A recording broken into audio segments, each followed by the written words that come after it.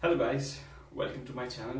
My name is Samit and I will teach you English or rather I will help you learn English.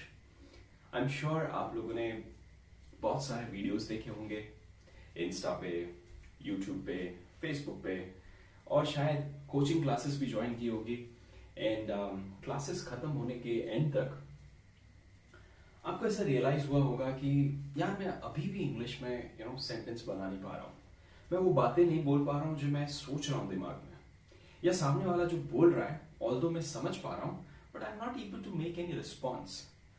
ऐसा क्यों होता है और कैसे इंग्लिश को समझा जाए वो मैं आपको समझाऊंगा इस वीडियो में और आगे आने वाले कई सारे वीडियोस में।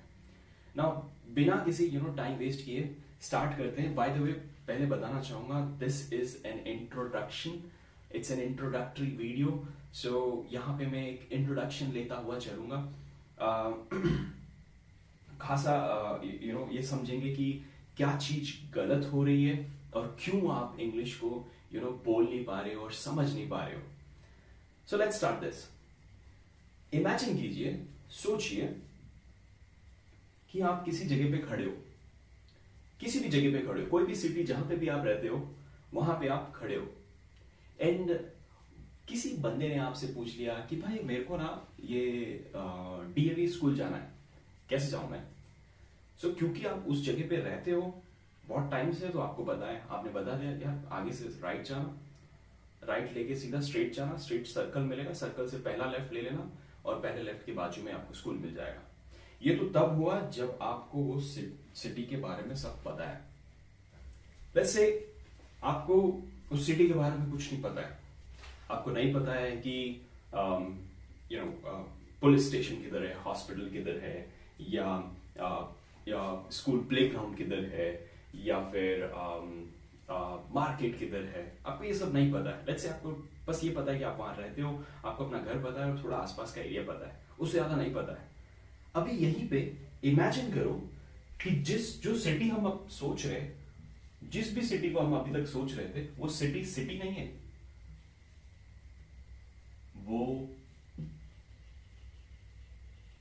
ग्रामर सिटी है।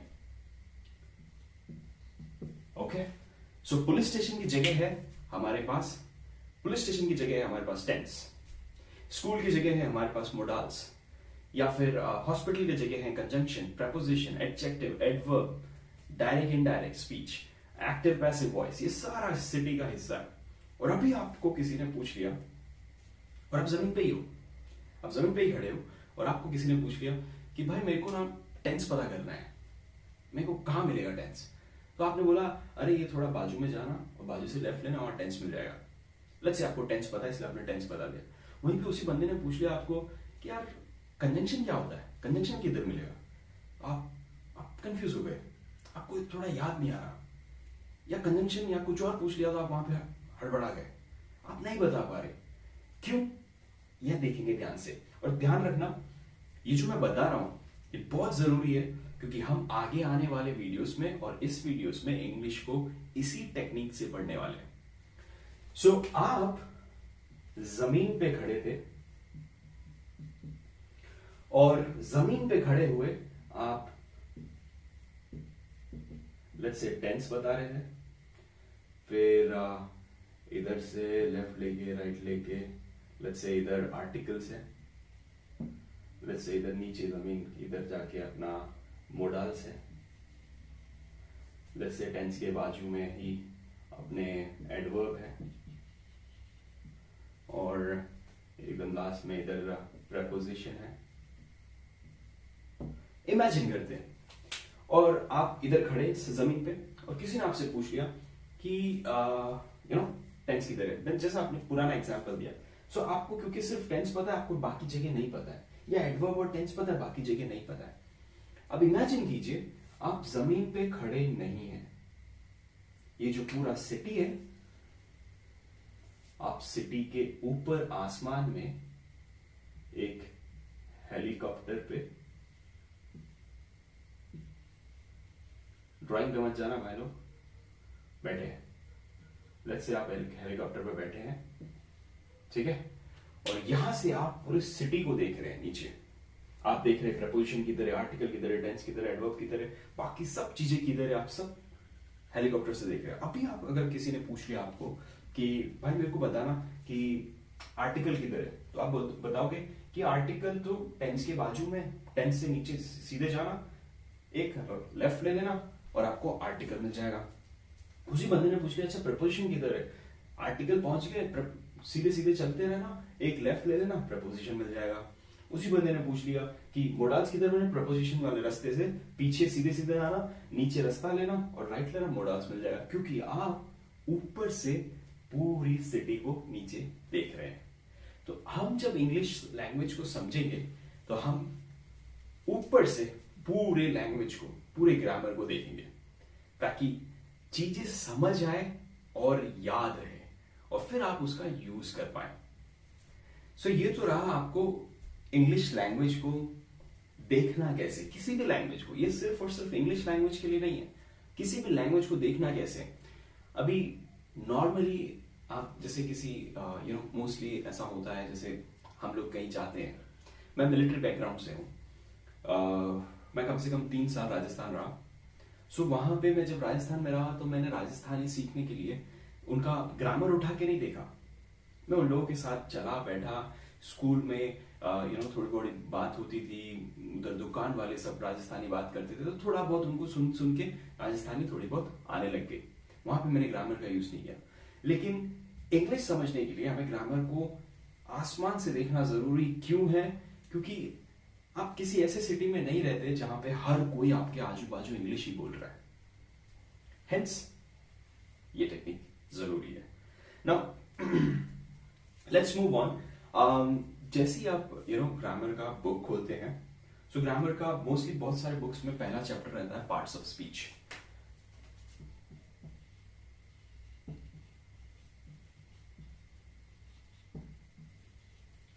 पार्ट्स ऑफ स्पीच क्या होते हैं? पार्ट्स ऑफ स्पीच क्या समझ में आ रहा है? पार्ट्स ऑफ स्पीच से, स्पीच मतलब वाक्य, सो हम लोग इसको ये भी बोल सकते हैं parts of sentence. Okay, now जब आप ग्रामर का बुक खोलेंगे, उसमें चैप्टर देखेंगे, तो उसमें आपको दिखेगा कि 8 पार्ट्स ऑफ स्पीच है। Noun, pronoun, adverb, preposition, conjunction, interjection, adjective, ये सारे मिला के 8 पार्ट्स ऑफ स्पीच है।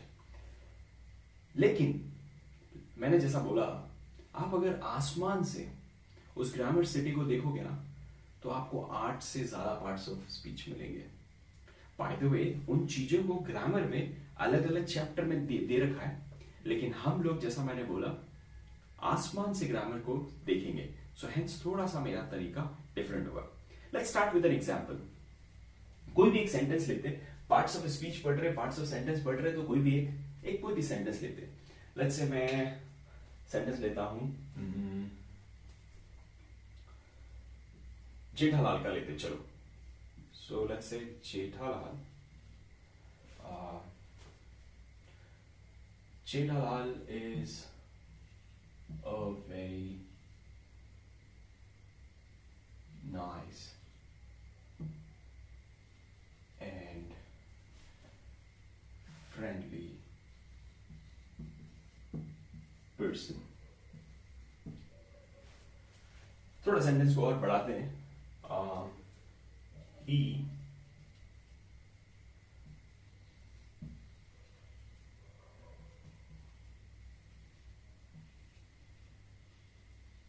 He not only plays Garba,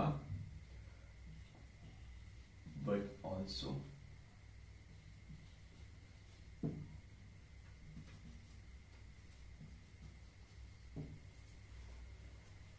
he not only plays Garba but also sings very well।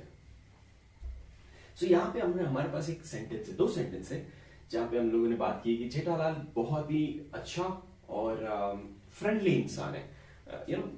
लोगों से बड़े दोस्त के हिसाब से ट्रीट करता है, एंड बहुत जल्दी किसी से भी दोस्ती बना लेता है, एंड आप उनके आजू बाजू रहते हैं तो आपको दोस्ती जैसा फील होता है, वैसा बंदा है।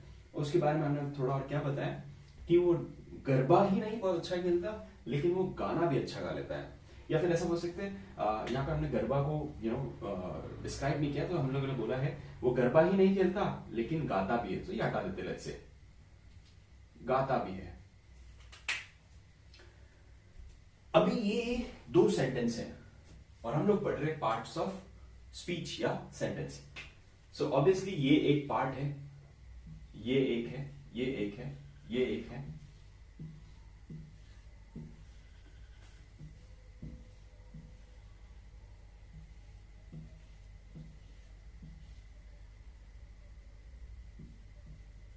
ये सारे पार्ट्स है सेंटेंस के। ये एक एक पार्ट अलग अलग चीज है जो आपको ग्रामर बुक में देखने को मिलती है। अभी मैं आपको अपफ्रंटली बताता हूं ये क्या क्या पार्ट्स है, फिर हम लोग इसको क्लोजली देखते हैं। जेठालाल ऑब्वियसली किसी का नाम है तो ये नाउन है। इज हेल्पिंग वर्ब है। अ आर्टिकल है। वेरी एडवर्ब है। नाइस एडजेक्टिव है। एंड कंजंक्शन है। फ्रेंडली एडजेक्टिव है। पर्सन नाउन है। ही प्रोनाउन है। नॉट ओनली कंजंक्शन है। प्लेस वर्ब है। गरबा नाउन है बट ऑल्सो कंजंक्शन है। सिंग्स वर्ब है। अभी इसमें बहुत सारे पार्ट्स ऑफ स्पीच ऐड नहीं हुए, तो एक और सेंटेंस में जोड़ देते हैं।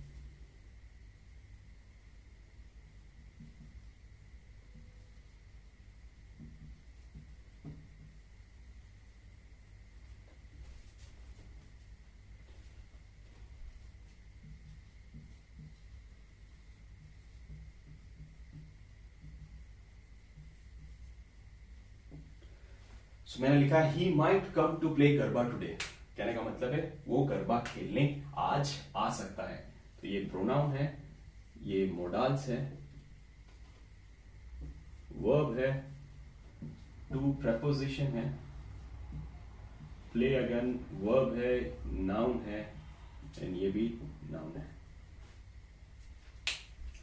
सो ये आपका सेंटेंस है और ये सारे पार्ट्स ऑफ स्पीच। अभी आप जब ग्रामर का बुक खोलेंगे तो वहां पे आपको पार्ट्स ऑफ स्पीच मिलेगा। पहला नाउन, दूसरा प्रोनाउन, तीसरा वर्ब, ओके, चौथा एडवर्ब, पांचवा एडजेक्टिव,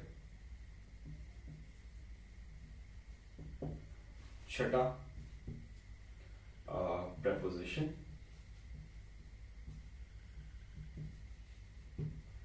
सातवां कंजंक्शन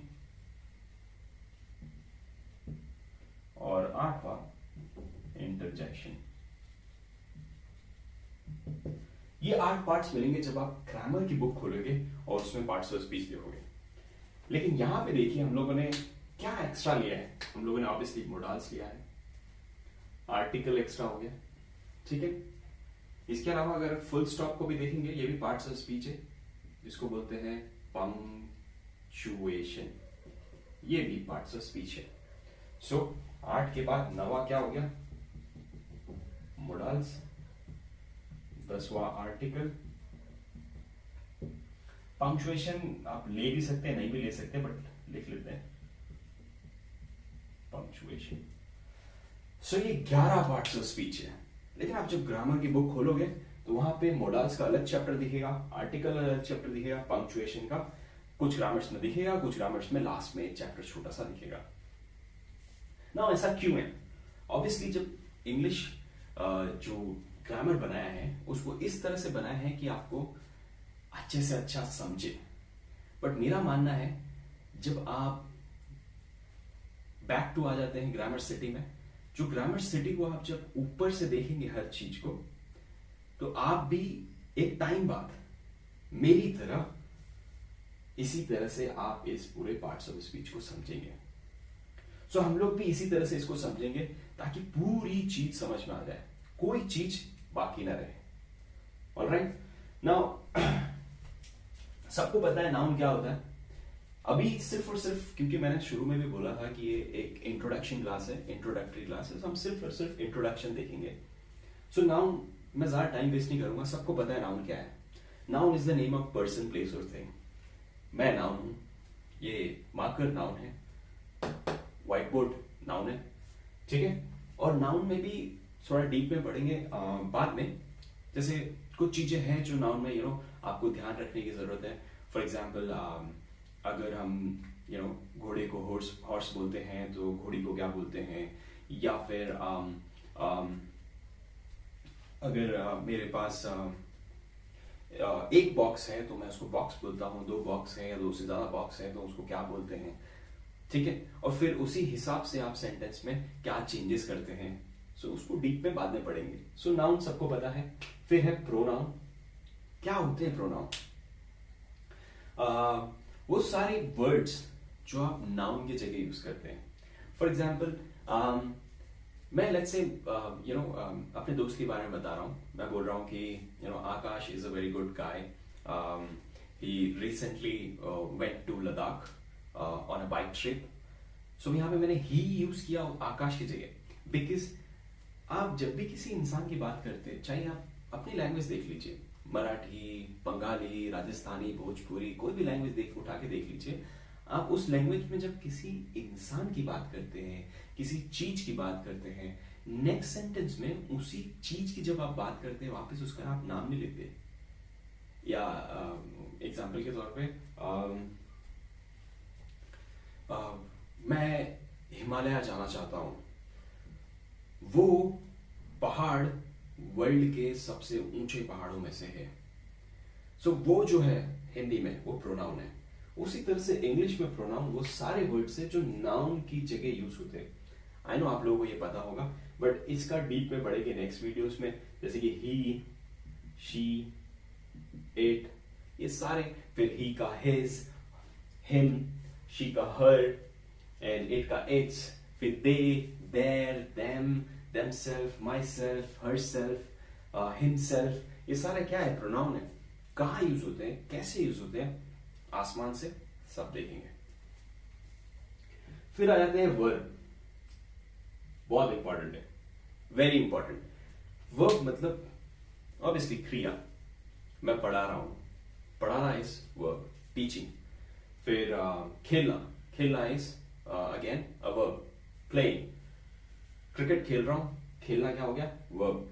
नाउ इसी वर्ब से, ये इसलिए इंपॉर्टेंट है क्योंकि इसी वर्ब से आपका टेंस डिपेंड करता है पूरा का पूरा। मैं पढ़ा रहा हूं, it's in present, I am still teaching, it's going on, so it's present. मैं कल पढ़ा रहा था, तभी मुझे एक कॉल आ गया, सो ये पास्ट है, मैं पढ़ा रहा था। सी, वर्ब, क्रिया। फिर कल जब मैं पढ़ा रहा हूँगा तो शायद उस टाइम पे मुझे कोई कॉल नहीं आना चाहिए, सो दैट्स फ्यूचर, पढ़ा रहा हूँगा। सी, फिर उसके बाद आते हैं एडवर्ब पे। बाय द वे वर्ब पूरे पार्ट्स ऑफ स्पीच में आप उसको ऐसे समझ सकते हैं जैसे कि अगर ये बॉलीवुड है पूरा तो वर्ब अमिताभ बच्चन है या फिर शाहरुख खान है, ठीक है। फिर आते हैं एडवर्ब पे। एडवर्ब क्या है? एडवर्ब बना है एड और वर्ब से। एड का मतलब क्या होता है? एड, आई नो बहुत लोग आप लोग सोच रहे होंगे एड का मतलब जोड़ना, बट वो होता है एड। एड का मतलब होता है कोई भी एडवर्टीजमेंट, विज्ञापन। सो वर्ब पे जो विज्ञापन कर दे वो एडवर्ब है। अब इसका क्या मतलब है? नॉर्मली आप जब भाषा बोलते हो तो आप बहुत ही प्लेन भाषा बोलते हो, उसमें आप ज्यादा सजावट नहीं करते। लेकिन वहीं पे अगर आप कुछ स्पीच देने गए कुछ ऐसे बोलने गए, या कुछ डिबेट कंपटीशन है, या किसी स्कूल में जाके कुछ बोलना है, तो वहाँ पे आप भाषा को बड़े सजा के बोलते हैं। चाहे वो हिंदी हो, चाहे वो बंगाली हो, राजस्थानी हो, मराठी हो, भोजपुरी हो, या तमिल हो, मलयालम हो, तेलुगु हो, कोई भी लैंग्वेज हो, आप उसको बड़े सजा के बोलते हैं। वहीं पे एडवर्ब भी वही काम करता है, सजाने का। एग्जाम्पल,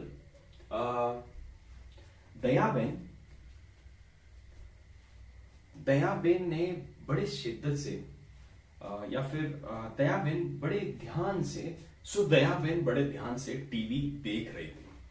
सो उसको अपन कैसे बोलेंगे, अपन लिखेंगे Dayaben was watching TV very closely। सो यहां पे ये एक सेंटेंस हो गया, इसमें ये क्रिया है, और उस क्रिया पे चार चांद कौन लगा रहा है, वेरी क्लोजली। कैसे देख रही है, बड़े ध्यान से देख रही है। सो ये क्या हो गया, एडवर्ब।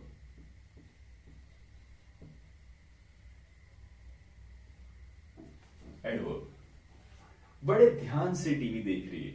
सो जैसा मैंने कहा पहले भी, आप जब normally day to day conversation करते हैं अपने दोस्तों से, भाई बहन से, अपने बड़ों से, सो आप मोस्टली आप लैंग्वेज को सजाते नहीं है, आप बहुत प्लेन बोलते हैं, सीधा बोलते हैं। कभी कभी आप सजाते भी हैं, बट मोस्टली आप नहीं सजाते हैं। बट इन केस अगर आपको लैंग्वेज को सजाना है, संवारना है, उसको उसमें चार चांद लगाना है, तो आपको चाहिए एडवर्ब।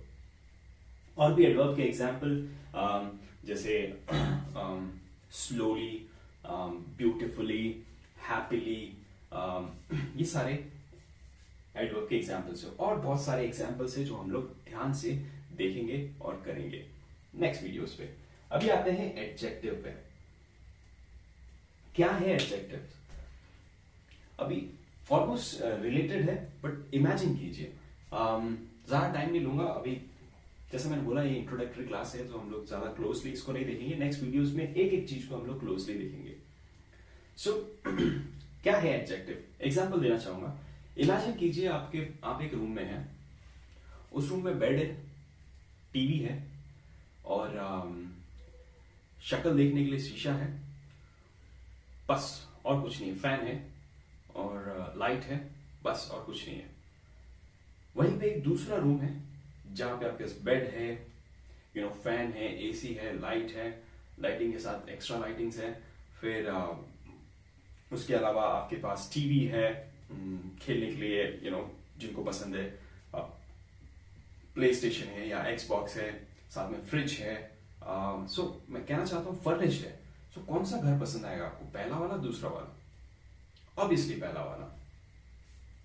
उसी तरह से एक लैंग्वेज आप जो बोलते हैं, जो मोस्टली आप बॉलीवुड फंक्शंस जो देखते हैं, फिल्म फेयर अवार्ड्स हो गए या फिर कुछ भी हो गए, जहाँ पे एक्टर्स आते हैं, अवार्ड एक्सेप्ट करते हैं, दो तीन चिट पिट करते हैं, बात करते हैं, तो वो एक पहले घर जैसा हो गया, खाली घर। बहुत नॉर्मल लैंग्वेज बोलते हैं, सेंटेंसेस नॉर्मल। बट उसी को अगर सजा के बोलना है, जो आप कभी अगर आप न्यूज चैनल्स देखते हैं, तो उसमें कभी एक स्पेशल एडिशन आता है किसी एक पर्टिकुलर मुद्दे पे, वहां पे बोलने के लिए कोई रिसर्चर्स आते हैं, साइंटिस्ट आते हैं, तो वो लोग जो अपनी लैंग्वेज बोलते हैं थोड़ा सजा के बोलते हैं, तो वो सेकंड रूम की तरह हो गया। सो अगर आपको लैंग्वेज सजाना है, तो आपको चाहिए एडवर्ब प्लस एडजेक्टिव, कंजंक्शन भी चाहिए। सो लैंग्वेज सजाने के लिए एडवर्ब, एडजेक्टिव, कंजंक्शन की जरूरत पड़ेगी। नाउ एडजेक्टिव क्या है? जिस तरह से एडवर्ब आपकी क्रिया को संवारता है, आप जो काम कर रहे हैं, या कोई भी जो काम कर रहा है, कोई पॉलिटिकल पार्टी जो काम कर रही है, कुछ भी क्रिया कर रही है, कोई भी कर रहा है, उस क्रिया को अगर संवारना है तो आपको चाहिए एडवर्ब। लेकिन जो वो काम कर रहा है, वो पॉलिटिकल पार्टी, वो इंसान, वो कोई एक चीज, लेट्स से बाइक या फिर टीवी, प्ले स्टेशन, मतलब मेरा कहने का मतलब है नाउन या कोई भी प्रोनाउन, इन चीजों को चार चांद लगाता है एडजेक्टिव। सो एडजेक्टिव सजाता है नाउन को या प्रोनाउन को। एग्जाम्पल लेते हैं जिसमें ऐसा एग्जाम्पल लेते हैं जिसमें एडवर्ब और एडजेक्टिव दोनों हो। ठीक है, सो मैं इसको करूंगा, लेट्स नॉट रब इट, मैं यहीं पे नीचे एक एग्जाम्पल लेता हूं या फिर इसको रब कर देता हूं हाथ से। एक एग्जाम्पल लेते हैं जहां पे ओके लेट्स से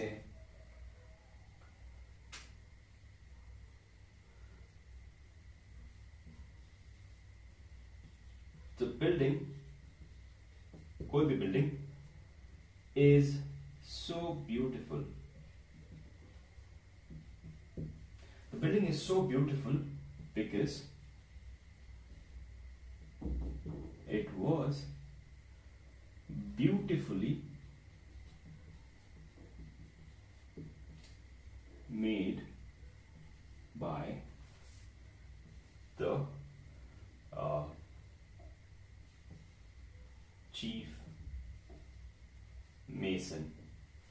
सो मैंने यहाँ पे एक सेंटेंस लिया है जहां पे मैंने एडवर्ब और एडजेक्टिव दोनों सेंटेंस को लगाया है, सेंटेंस में लगाया है और सेंटेंस को सजाने की कोशिश की है। सो मैंने बोला है वो बिल्डिंग बड़ी सुंदर है, वो सुंदर इसलिए है क्योंकि उसे बड़ी सुंदरता से चीफ मेसन ने बनाया है। मेसन कौन होते हैं? Mason is noun. मेसन वो होते हैं जो लोग मिस्त्री, हिंदी में जिन्हें मिस्त्री कहते हैं। चीफ मेसन मतलब जो चीफ मिस्त्री। सो यहां पे ब्यूटीफुल क्या है, किसको सवार रहा है? ब्यूटीफुल बिल्डिंग को। बिल्डिंग कैसा है? ब्यूटीफुल। ये हो गया एडजेक्टिव। ब्यूटीफुली काम कैसा किया है? सुंदरता से, तो ये हो गया एडवर्ब। यहां पे किस वर्ब को सवार रहा है? बनाने को, तो ये वर्ब है मेड। सो एडवर्ब और एडजेक्टिव दोनों एक सेंटेंस में, या कुछ और सेंटेंस भी ले सकते हो। एग्जाम्पल के लिए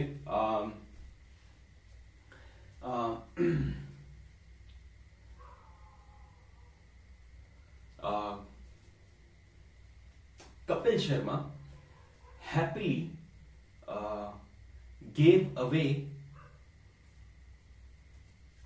2 lakhs. I'm just taking a random example. मैं सिर्फ एक random example बना रहा हूँ. So Kapil Sharma happily gave away 2 lakhs rupees to a poor person in order to spread happiness.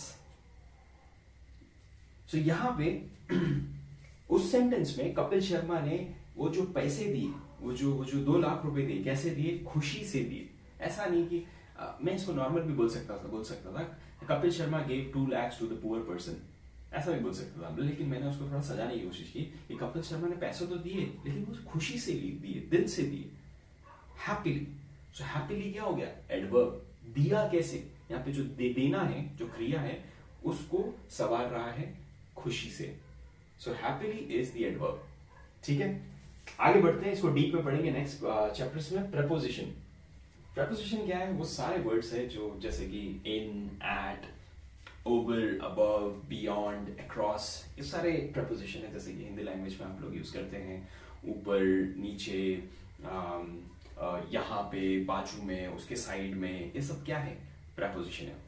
Important है क्योंकि जब भी आप भाषा बोलते हैं, लैंग्वेज बोलते हैं, तो वहां पे आप इन सब चीजों की यूज करते हैं। कहीं कहीं पे नहीं करते हैं, जरूरत नहीं पड़ती। जैसे कि फॉर एग्जांपल यहाँ पे मेरे को कोई भी एक प्रपोजिशन की जरूरत नहीं पड़ी। सो बट इंपॉर्टेंट है। जैसे कि इसको इस तरह समझ लो कि अगर मुन्नी बदनाम हुई सलमान खान और मलाइका अरोड़ा स्विट्जरलैंड की पहाड़ियों पे अकेले अगर डांस करते कि मुन्नी बदनाम हुई डार्लिंग तेरे लिए, तो मजा नहीं आता, क्योंकि पीछे ना 10 भाई लोग चाहिए जो आपका साथ दे रहे कि हाँ भाई बदनाम हुई भाई के लिए। सो वो जरूरी है। उसी तरह से प्रपोजिशन भी जरूरी है। बट वर्ब, आई नो मैंने एग्जांपल दिया, तो उसी हिसाब से वर्ब हमेशा याद रखना। Verb is like the Amitabh Bachchan, Shahrukh Khan of the entire the parts of speech. Anyways, moving forward, conjunction भी बहुत जरूरी है, जैसे मैंने थोड़ी देर पहले बताया था। एडवर्ब और एडजेक्टिव और कंजंक्शन। आपके रूम में कारपेट बिछा देते हैं, एसी लगवा देते हैं, फ्रिज लगवा देते हैं, एक्स्ट्रा लाइटिंग्स लगवा देते हैं और रूम काफी अच्छा दिखता है। सो आपको अगर लैंग्वेज सजाना है आपको जरूरत है कंजंक्शन की, एडवर्ब की, एडजेक्टिव की। एग्जाम्पल मैं बोल सकता हूं कि लेट्स से आपके पिताजी ने आपको बोला you do the hard work, I believe you will pass. या फिर इफ यू डू, या फिर उन्होंने बोला कि Manoj you do the hard work, you will pass. So ये दो सेंटेंस बोला। वहीं पे आपकी मम्मी ने उसी सेंटेंस को आपको किस तरह से बोला, as long as you do the hard work you will pass, या फिर as long as you do the hard work you will not fail. So mummy ने जो सेंटेंस बोला वो थोड़ा ज्यादा सुंदर देखा, और पापा ने जो सेंटेंस बोला वो थोड़ा सिंपल लगा। जो हम लोग normally day to day conversation में बोलते हैं वो पापा की तरह बोलते हैं, और जब हमें एक सेंटेंस को सजाना रहता है तो हम लोग मम्मी की तरह बोलते हैं। आई होप आप समझ रहे हैं मैं क्या बोल रहा हूँ। सो कंजंक्शन भी बहुत जरूरी है, ठीक है। इसके और एग्जाम्पल्स है, बहुत सारे एग्जाम्पल्स है, as long as soon as, not only but also, if, whether, ये सारे कंजंक्शंस हैं। और इसके अलावा भी बहुत सारे हैं, and I will help you with all of them आगे आने वाले वीडियोस में। इंटरजेक्शन, इंटरजेक्शन भी इंपॉर्टेंट है और नहीं भी है। मोस्टली इंटरजेक्शंस आर वर्ड्स और combination of words which express shock and sometimes awe। क्या मतलब है इसका, कि ये वो वर्ड्स होते हैं जो आपके एक्सप्रेस करते हैं शॉक को। फॉर एग्जाम्पल, अबे तेरी, ओ यार, या फिर यस। उसी को इंग्लिश में कैसे बोलते हैं, हुर्रा। आई नो ये यूज करना अजीब लगता है, बट मैं अगर आपको ये सिखाऊंगा भी तो आई डोंट थिंक सो कल को क्रिकेट मैच इंडिया जीतेगी तो आप बोलेंगे हुर्रा। आई एम श्योर आप लोग स्टिल बोलेंगे यस, हरा दिया जिसको भी हराया। एंड सो ये रहा इंटरजेक्शन। कुछ एग्जांपल्स, ओ, अलास। अलास तब यूज करते हैं जब आपका कुछ चीज एक्सपेक्ट करते हैं और वो आप होता नहीं है। फॉर एग्जांपल, रात को 12 बज गए हैं या सुबह के 5 बजे हैं और मुझे समोसा खाने का मन है और मैं नीचे गया, शॉप बंद है, ऑब्वियसली शॉप बंद रहेगी। सो मैं वहां पे क्या बोलूंगा, I had this craving for a samosa। craving मतलब इच्छा होना किसी चीज की। So I had a craving for a samosa and I went down।